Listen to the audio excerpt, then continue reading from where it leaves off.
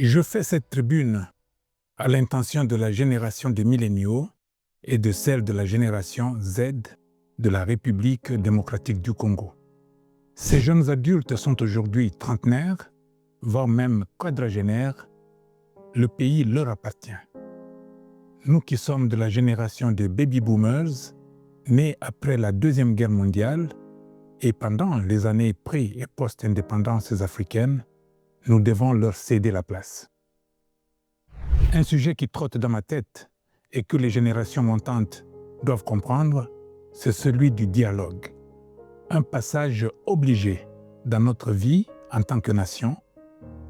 On ne le dira jamais assez, la République démocratique du Congo est un pays continent, de par ses divergences qui se manifestent à travers divers aspects, notamment les tensions politiques, les conflits armés, les problèmes de gouvernance et les disparités économiques.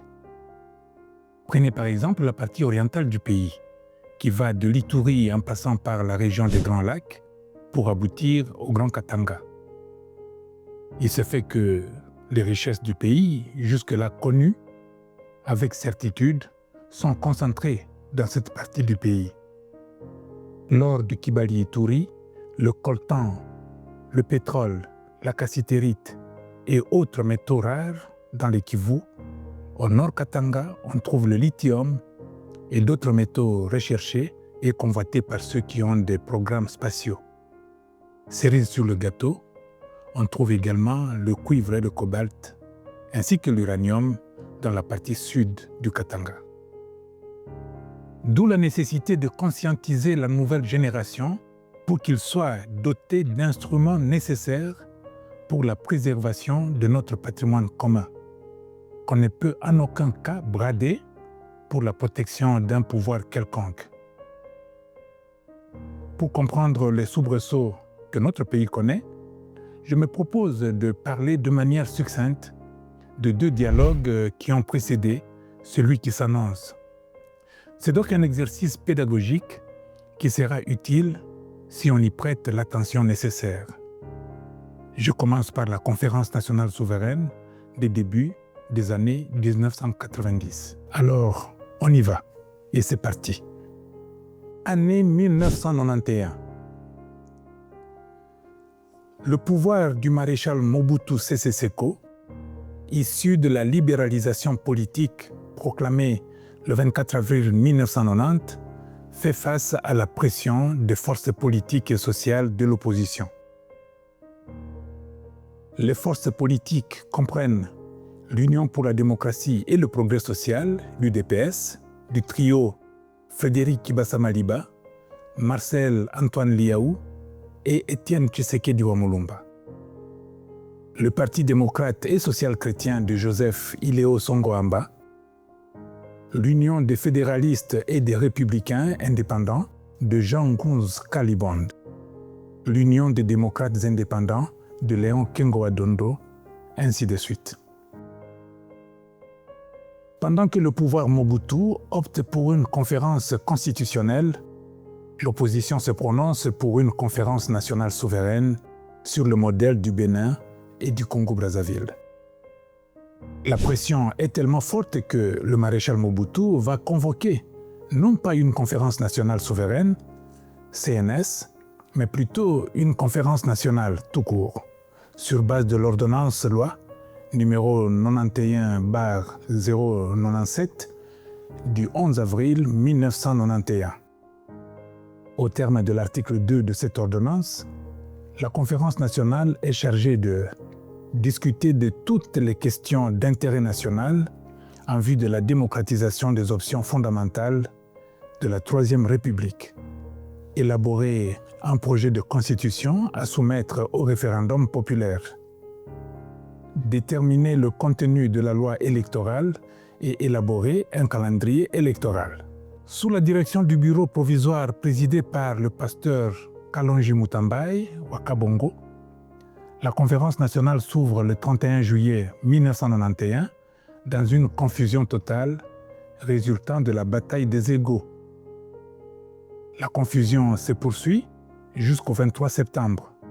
date du premier pillage du tissu économique et social avec une ampleur jamais connue depuis la création de notre pays. À partir de ce moment, le Zaïre entre dans un cycle de désordre institutionnel jamais vécu avec la nomination de 3 premiers ministres en l'espace de 3 mois. Étienne Tshisekedi, nommé dans le cadre des accords du Palais de Marbre 1, le 29 septembre de la même année, pour être déchu le 1er novembre 1991. Bernardin Munguldiaka, nommé le premier pour être déchu le 25 novembre 1991. Et ensuite, Jean Ngoz Kalibond, nommé dans le cadre des accords du Palais de Marbre 2, le 25 novembre pour être déchu le 15 août 1992. Sur ces entrefaites, la Conférence nationale reprend ses travaux le 7 août. La nuit du 11 au 12 décembre 1991, elle désigne Monseigneur Laurent Monsengo, président du nouveau bureau définitif de ce forum. L'année 1992, moins de 3 mois après sa nomination au poste de Premier ministre, Jean Ngoz Kalibond suspend le 9 février la Conférence nationale jusqu'à nouvel ordre et fait rentrer le pays dans l'agitation politique. Pour réclamer sa réouverture, les prêtres proches du comité laïque chrétien, mais aussi de Monseigneur Laurent Monsengo, annoncent pour le 16 février 1992 l'organisation d'une marche des chrétiens. La veille, le cardinal Frédéric Etchao obtient du maréchal Mobutu la levée de la mesure de suspension de la Conférence nationale souveraine avec espoir de faire annuler la marche. Mais hélas, la marche est maintenue et le dimanche 16 février 1992, Kinshasa va vivre une répression sanglante d'une manifestation publique jamais atteinte en ampleur. Dès la réouverture de la conférence nationale, les honorables conférenciers décident de consacrer la souveraineté du forum au travers de l'acte fondamental proclamant la souveraineté de la conférence nationale adoptée le 5 mai 1992. La conférence nationale enfin souveraine aura 2 moments forts, mais contradictoires. L'élection dans l'euphorie, le 15 août, du Premier ministre Étienne Tshisekedi pour succéder à Jean Ngoz Kalibond. Et deuxième moment fort, la fermeture dans la stupeur, le 6 décembre 1992, de la Conférence nationale souveraine à la suite de la mesure unilatérale d'interdiction de consommation des nouveaux signes monétaires décidée par le Premier ministre. Mais en réalité, à la suite du refus de ce dernier de recomposer son gouvernement en intégrant les moboutistes et des ministres de l'opposition qualifiés de vertébrés.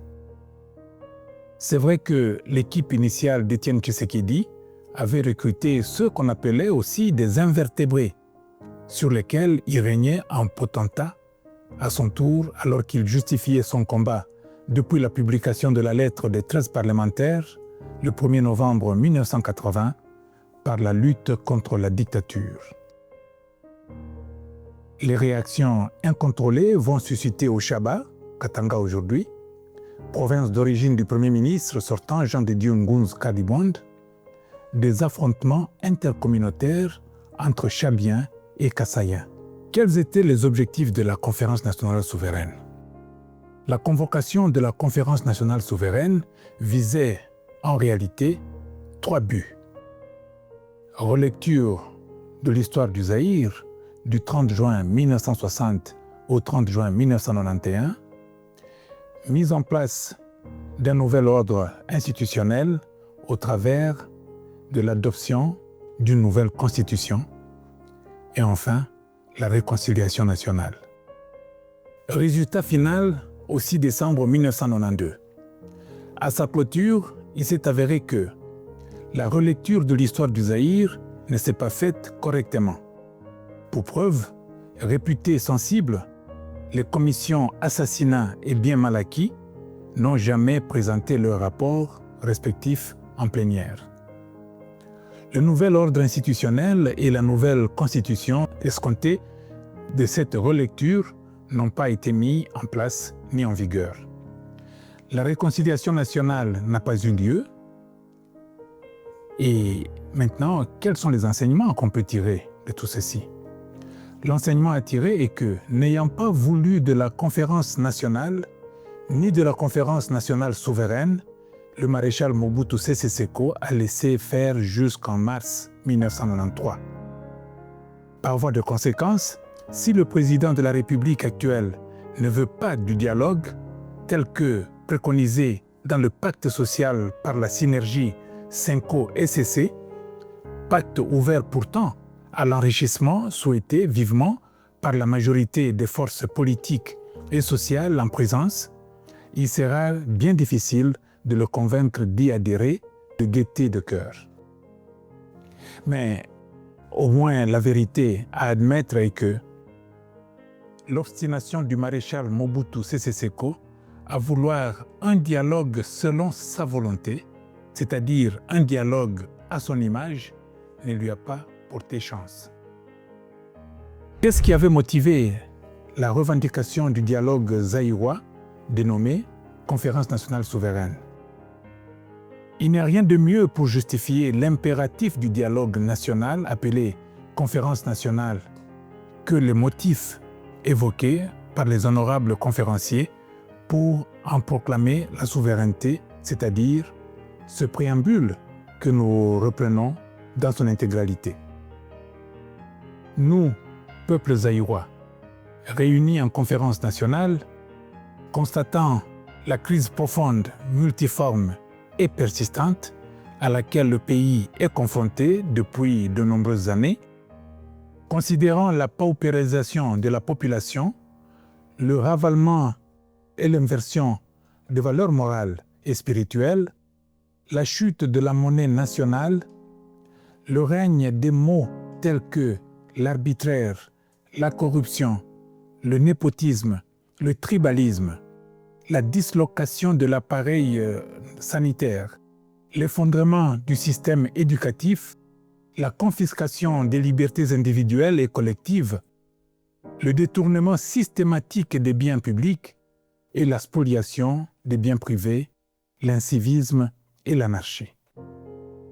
Convaincu de l'incapacité totale des institutions en place d'apporter des solutions à cette situation tragique, mu par la volonté inébranlable d'analyser sans complaisance les causes de cet échec en vue de trouver, dans un esprit de dialogue et de reconstruction, les solutions efficaces destinées à relever ce défi et à jeter les fondements d'un état de droit devant garantir un développement intégral et harmonieux à la nation.